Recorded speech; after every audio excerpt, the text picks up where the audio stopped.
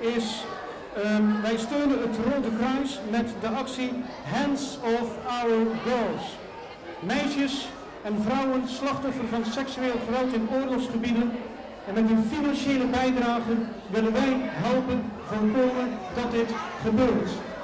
Zondag aanstaande gaan liefst 50 leerlingen met een bus naar Haarlem toe en gaan daar het geld wat is ingezameld, gaan ze brengen naar Haarlem.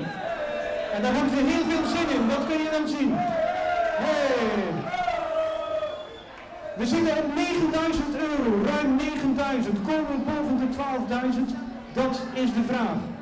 Het volgende nummer van onze 3 DJ's, Bart, Matthijs en Vera. Kom op, Moed, Power. We hebben gekozen voor Lovers of the Sun, dames en heren.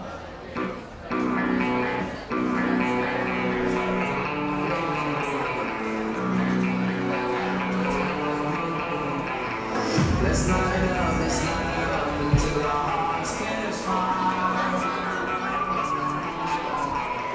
Let's show the world.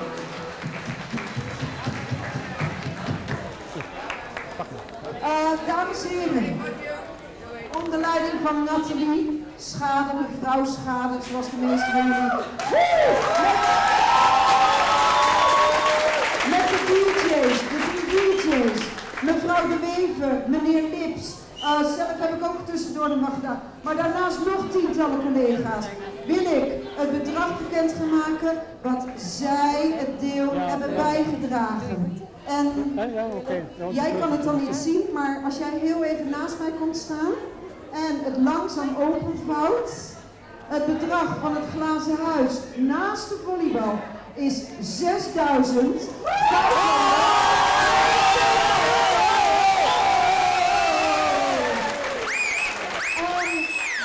Daar komen ze. Let op. Ja!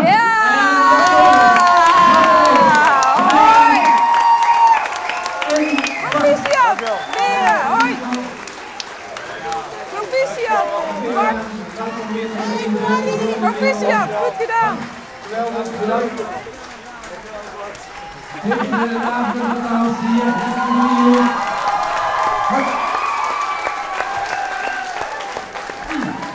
Sophie, kom er maar eens bij staan. En Sophie gaat daar, en dat is het cijfer, en dat gaat in de duizend. Ik ben benieuwd, Sophie. Draai maar om. 5.426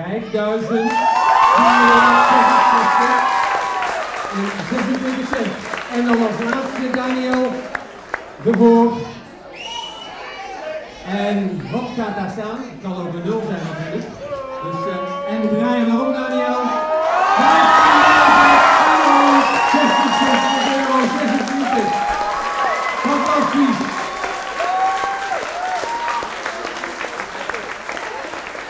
Geweldig, geweldig. Goed gedaan, zeg. Vorig jaar 12.000 euro, 200 en nog wat. 15.466 euro. Dat gaan zij met de hele club die daar staat naar Haarlem brengen de komende week. Ik geef nu even graag het woord aan de burgemeester, want die wil graag even wat aan jullie kwijt. Dank u wel, meneer Nees. Ben ik goed te verstaan? Ik zal wat harder schreeuwen.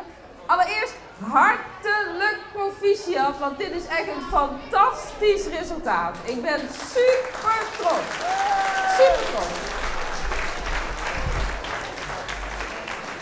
Verleden jaar was ik al trots en nu ben ik nog veel meer trots op jullie.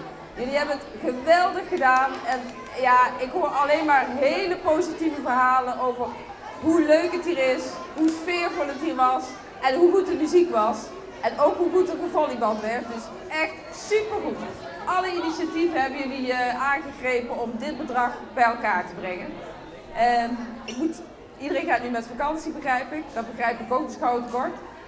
Ik zou zeggen, heel veel plezier met het wegbrengen van dit bedrag naar Haarlem.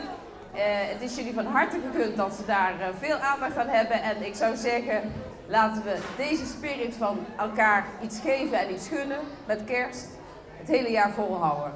Dus het hele jaar iets geven en iets gunnen. Zullen we dat doen? Dank jullie wel.